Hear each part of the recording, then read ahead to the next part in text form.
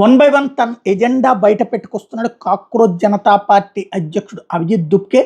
ముందు ఏదైతే నీట్ని అడ్డు పెట్టుకుని జరిగినటువంటి ఉద్యమాలు, ఆ పైన ధర్మేంద్ర ప్రధాన్ రాజీనామా తర్వాత బీజేపీ పాలిత రాష్ట్రాలు మహారాష్ట్ర, రాజస్థాన్, ఢిల్లీ, మధ్యప్రదేశ్ లాంటి చోట్ల, బెంగాల్ లాంటి చోట్ల మాత్రమే స్కూల్ సమస్యలంటూ రోడ్లు ఎక్కడం, ఏదో ఒక గొడవ క్రియేట్ చేస్తూ ఉండటంతో అసలు విషయం ఏంటన్నది బీజేపీకి అర్థమైంది.